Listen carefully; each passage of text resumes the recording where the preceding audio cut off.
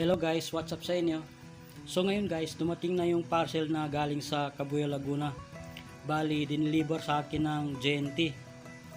Ito ay sponsor ng aking kaibigan na taga Cabuyao. Bali, kaninang umaga is dumating na. Kahapon pa dumating sa location ko pero kaninang umaga ko lang na pick up. Bali, yung parcel is may laman na LiFePure 4 battery na DIY.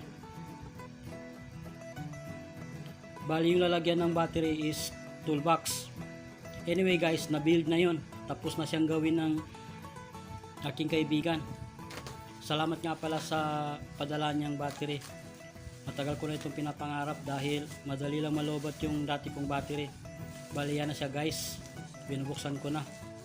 Medyo makapal yung bubble wrap niya. Bali yung taga video ko is asawa ko. Gusto na makita yung parcel kung di ba siya nasira. Ang kapal ng bubble wrap guys. May mga karton pa. So yan na siya guys. The moment of truth. Sobrang hirap guys. Masyado makapal yung mga balot pero okay lang yan. At least secured yung aking parcel. So yan na siya guys. Kulay orange na nakalagay sa greener toolbox.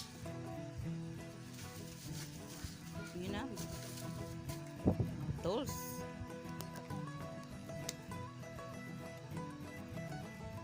Yan na siya guys. Ang ganda.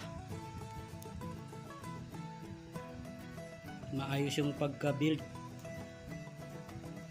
Pero may nasira guys, yung voltmeter at saka may natanggal na tornilyo pero naibalik ko rin naman.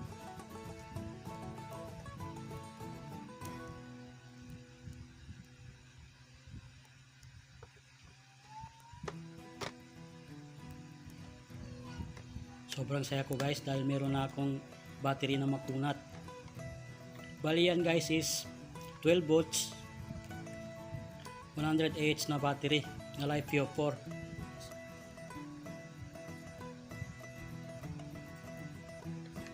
4. Yan siya guys.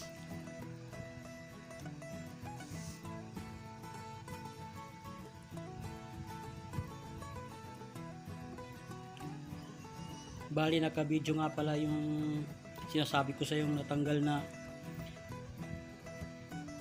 tornilyo. Dama makaon. Bali naka-video nga pala yung sinasabi ko natanggal na tornilyo. Pero guys, naibalik ko rin. At gumagana na yung battery.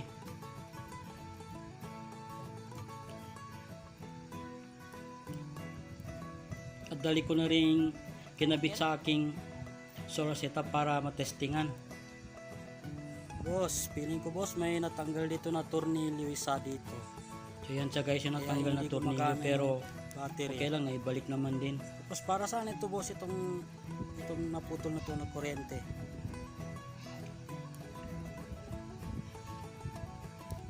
Wala yung tornilyo dito. Maganda naman yung performance ng aking battery. Hindi siya madaling malobat at medyo makunat. Magdamagang ginagamit. Damage. Kulang na tornilyo. Andun no.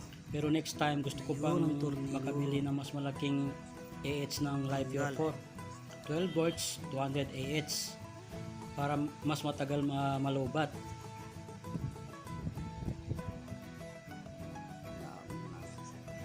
Ang ganda guys. Solid yung pagka-welding. So yan na siya guys, gumagana na. Medyo lobat nga lang kasi may mga gumaganang appliances.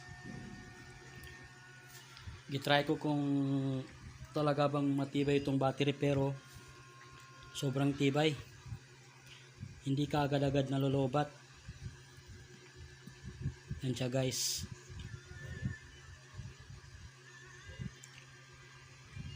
Nasa 12.4 yung voltage drop niya.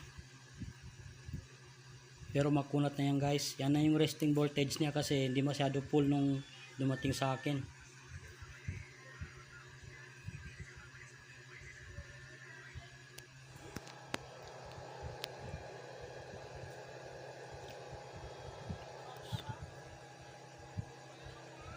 Bali yung mga lead asset ko is ibebenta ko na para hindi na siya masyadong makalat dito tingnan sa aking solar setup. Bali lalagyan ko na rin lagyan na ng battery yung itong ano ko, itong LiFePure 4 battery ko para mas magandang tingnan at mas maayos tingnan. Yan siya guys.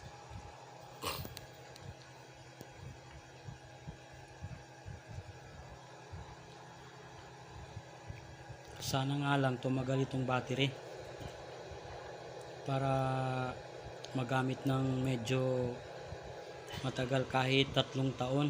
Okay na yon.